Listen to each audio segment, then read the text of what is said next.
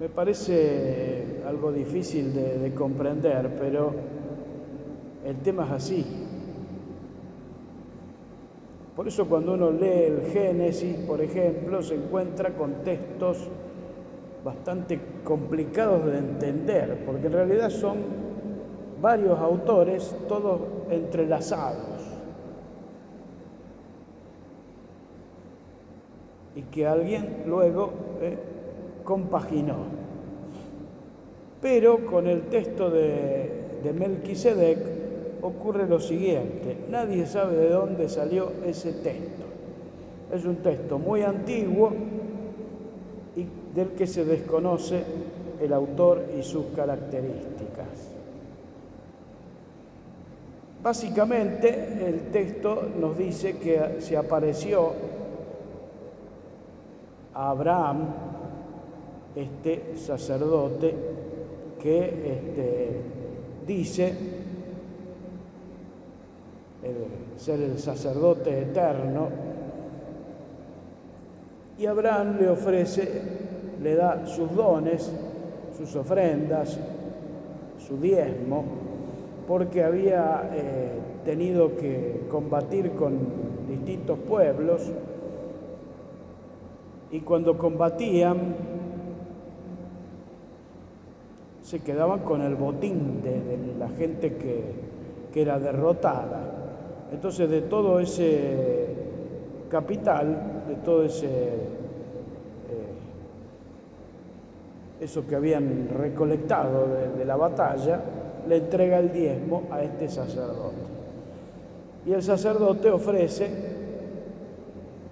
las ofrendas a Dios de pan y vino.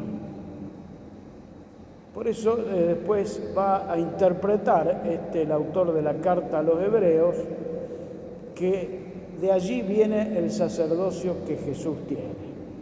Es el sacerdocio eterno. Dice, a la manera de Melquisedec. No es el sacerdocio judío, sino que es otro sacerdocio, que no se sabe de dónde viene, pero sí que es eterno. Entonces, texto bastante oscuro, pero la carta a los Hebreos lo desarrolla todo ese tema. Digo, si les interesa alguna vez meterse en esta temática. Yendo al Evangelio, nos encontramos con Jesús en una sinagoga. Y vamos a tratar de entender un poquito qué es esto de la sinagoga. ¿Qué significaba para los israelitas? Porque fíjense el dato. En tiempos de Jesús, toda la actividad religiosa de los judíos giraba en torno al templo de Jerusalén.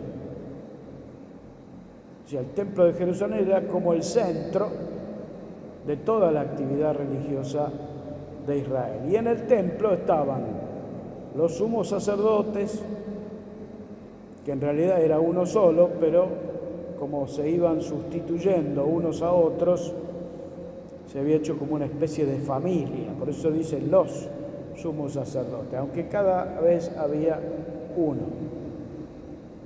Después estaban los sacerdotes, que eran de la tribu de Leví, y que regían el templo. Entonces tenían toda la actividad de los levitas, y los sacerdotes eran la clase que organizaba todo lo que eran los eventos religiosos, que venía gente de todo Israel y del extranjero, y más cuando habían las fiestas.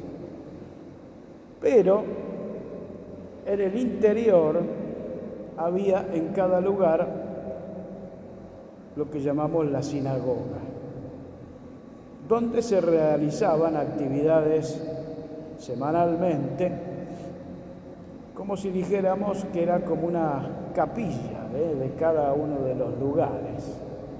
Aquí en el tema de hoy, que presenta el Evangelio de Marcos, no dice cuál es el lugar, pero suponemos de alguna aldea o de algún pueblo de las cercanías del norte en Galilea.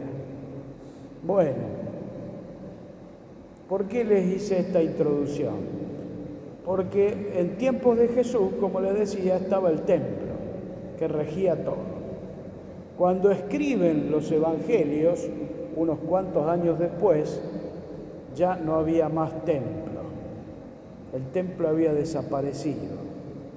Es decir, los israelitas se habían rebelado contra Roma y Roma mandó sus ejércitos que destruyeron la ciudad de Jerusalén y el templo. Y al destruir el templo y la ciudad de Jerusalén, las autoridades religiosas desaparecieron también. Es decir, no había más templo, no había más sacrificio, no había más celebraciones, no había más sumos sacerdotes ni levitas.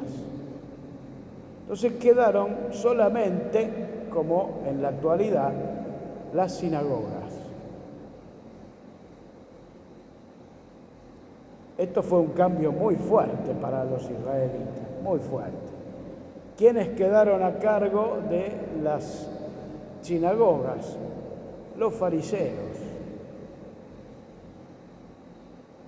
Y otros que eran los doctores de la ley,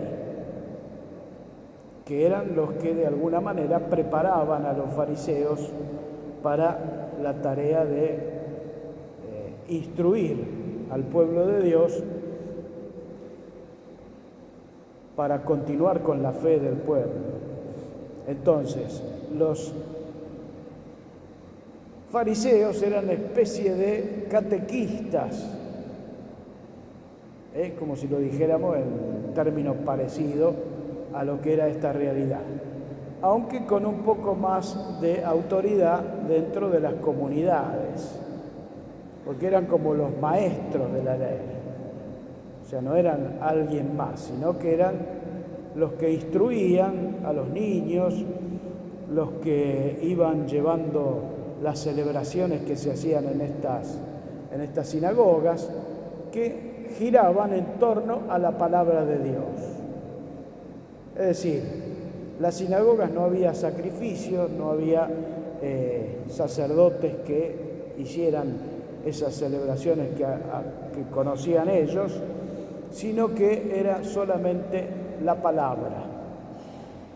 Entonces se leía la palabra y algunos fariseos, y si había algún doctor de la ley, la explicaban de la manera que habitualmente hacían los israelitas de cada zona.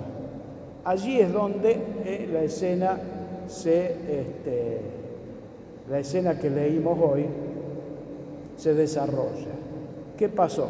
Había un hombre allí que tenía un problema de salud, una parálisis en sus miembros, en sus manos, en sus brazos, y entonces Jesús lo va a poner en el medio a este hombre y le va a sanar en día sábado.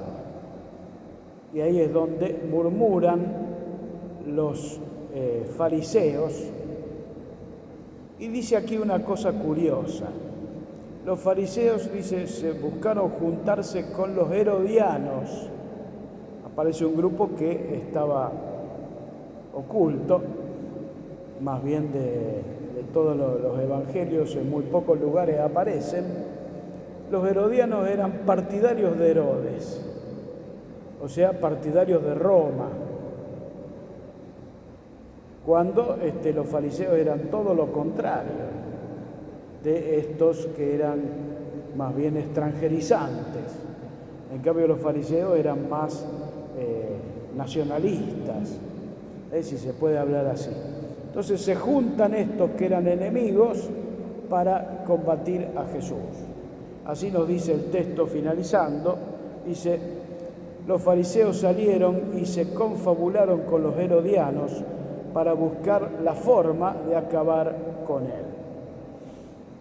Y aquí entonces vemos algo que empieza a sorprendernos, porque hasta este momento el Evangelio de Marcos nos viene mostrando cómo cuando Jesús realizaba un signo, la gente se admiraba y se alegraba y se ponía feliz porque Dios estaba obrando en medio de ellos y con una claridad nunca vista.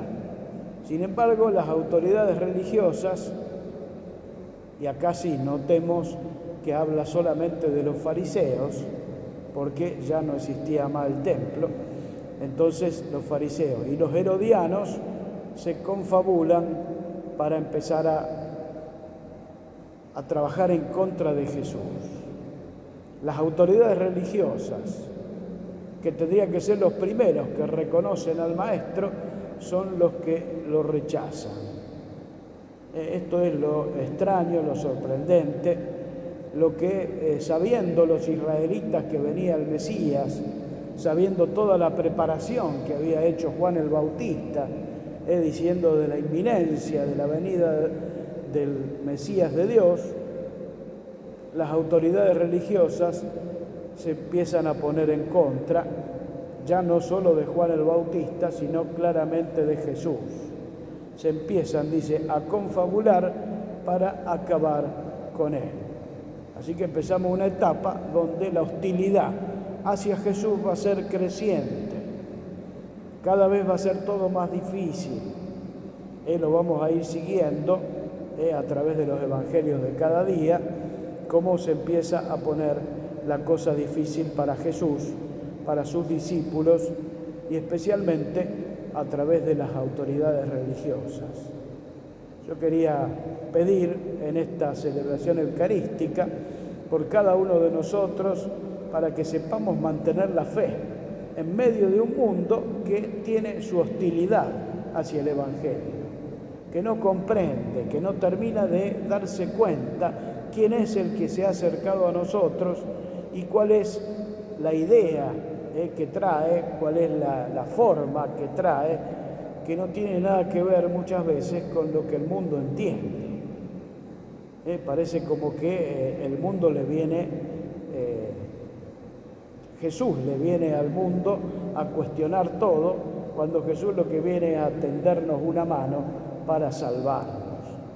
No ha venido a juzgar al mundo, sino a salvarnos.